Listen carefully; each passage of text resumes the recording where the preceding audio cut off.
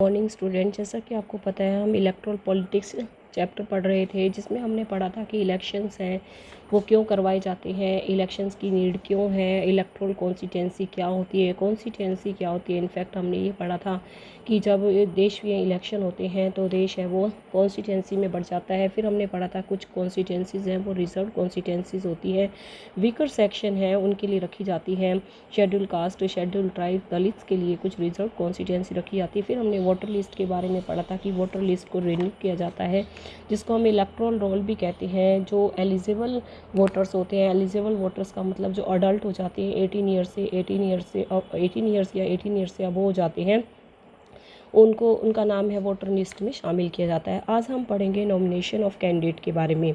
Nomination of candidate का मतलब ये है कि चुनाव लड़ना जो भी कैंडिडेट चाहता है वो अपना नॉमिनेशन फॉर्म भरता है। तो मैंने आपको बताया था कि चुनाव लड़ने की एज क्या है, 25 ईयर्स।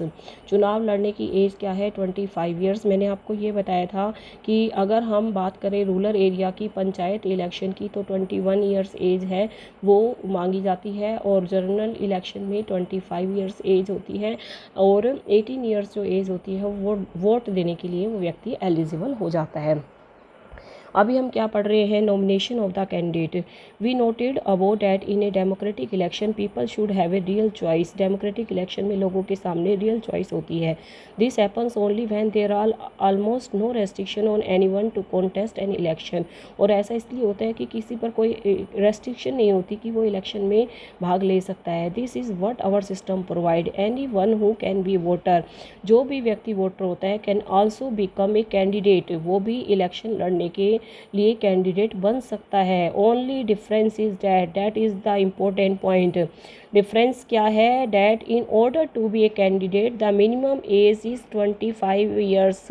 उसकी एज कितनी होनी चाहिए यदि वो इलेक्शन लड़ना चाहता है, 25 year, while it is only 18 years for being a voter. और यदि वोटर है तो 18 ईयर्स काफ़ी है। There are some other restrictions, कुछ और भी रेस्ट्रिक्शंस होती हैं, जैसे क्रिमिनल्स होते हैं, तो क्रिमिनल्स होते हैं उनको भी इलेक्शन में खड़े होने में कुछ रेस्ट्रिक्शंस होती हैं, but this apply in very extreme case. और ये कब तभी अप्लाई होता है जो बहुत ही कोई सीरियस क्रिमिनल होता है। Political party nominate their candidate who get the party symbol and support. और पॉलिटिकल पार्टी है जो नॉमिनेट करती है अपने कैंडिडेट को, पार्टी सिंबल भी देती है और सपोर्ट भी करती है उस कैंडिडेट का। पार्टी नॉमिनेशन, जिसको हम कहते हैं पार्टी टिकट। आपने सुना होगा जब इलेक्शन होते हैं तो कहा जाता है कि उस व्यक्ति को टिकट मिली है तो पार्टी की तरफ से वो व्यक्ति उम्मीदवार है वो खड़ा होगा, तो इसे हम क्या कहते हैं, पार्टी टिकट। हाँ, every person who wishes to contest in election has to, जो भी व्यक्ति चुनाव लड़ना चाहता है उसे नॉमिनेशन फॉर्म भरना पड़ता है और कुछ मनी भी डिपॉजिट करवानी पड़ती है as a security deposit. Recently a new system of declaration has been introduced. सरकार ने एक नया सिस्टम इंट्रोड्यूस किया है, किसकी डायरेक्शन पर, सुप्रीम कोर्ट की। Every candidate has to make a legal declaration.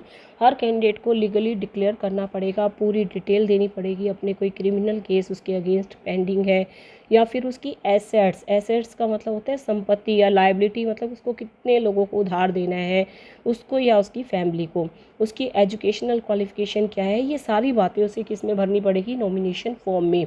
This information has to be made public, और ये इंफॉर्मेशन पब्लिकली दिखानी पड़ेगी ताकि अगर उसने फॉल्स इंफॉर्मेशन दी है तो पब्लिक है वो उसको देख सके, और अगर वो गलत इंफॉर्मेशन है तो उसका नॉमिनेशन फॉर्म रद्द कर दिया जाता है। This provide an opportunity to the voters to make their decision on the basis. अब आपको पता है इन इंफॉर्मेशन के आधार पर ही कैंडिडेट है ना वो डिसाइड करता है कि इसको व्यक्ति को अपॉर्चुनिटी देनी है या नहीं देनी है, लीडर बनाना है या नहीं बनाना है। तो मेरी बात समझ आ गई होगी। आपने अभी तक पढ़ा रिजर्व कॉन्स्टिट्यूंसी के बारे में, वोटर लिस्ट के बारे में। आज मैंने आपको बताया नॉमिनेशन ऑफ कैंडिडेट, यानी कि किसी को भी अगर पार्टी की टिकट चाहिए तो उसके नॉमिनेशन फॉर्म भरना पड़ता है। नॉमिनेशन फॉर्म में सारी इन्फॉर्मेशन उसको भरनी पड़ती है। जब वो कैंडिडेट इलेक्शन में खड़ा होता है तो उसको 25 ईयर्स इसकी एज होनी चाहिए। जब वो वोट देना चाहता है तो 18 ईयर्स या उससे अब वो एज होनी चाहिए।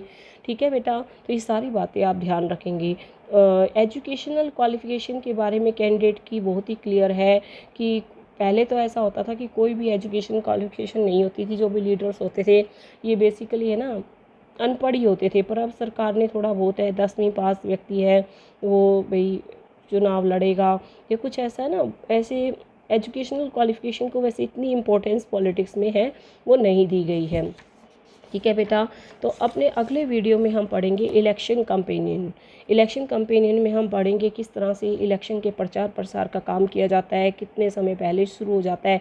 बेटा मैं कुछ अलग बात नहीं कर रही, जैसा कि हमारे देश में भी होता है उस वही सारी बातें कर रही हैं। जैसे हमारे देश में एक कैंडिडेट है, उम्मीदवार है, वो चुनाव लड़ने के लिए फॉर्म भरता है और किस तरह से चुनाव का प्रचार करता है और किस तरह से काउंटिंग होती है वोट्स की और कैसे बूथ बनाए जाते हैं, पोलिंग बूथ्स बनाए जाते हैं। तो हम नॉर्मली बात कर रहे हैं देश के बारे में, तो इसको हम कॉन्सेप्ट को अपने देश के साथ रिलेट करेंगे। तो अगले टॉपिक में हम पढ़ेंगे इलेक्शन कैंपेनिंग के बारे में। ओके बेटा, थैंक यू।